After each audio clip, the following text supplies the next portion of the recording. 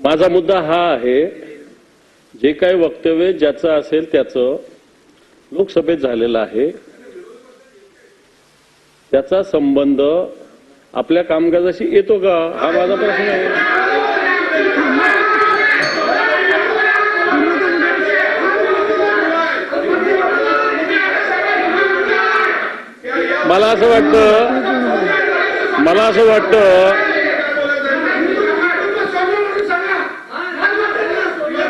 मला असं वाटतं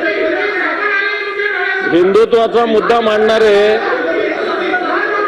हे आपल्या सभागृहामध्ये हात नाही करायचा, माझ्याकडे हात नाही करायचा, माझ्याकडे हात नाही करायचा, तिकडे करायचा, तिकडे करायचा, तिकडे करायचा,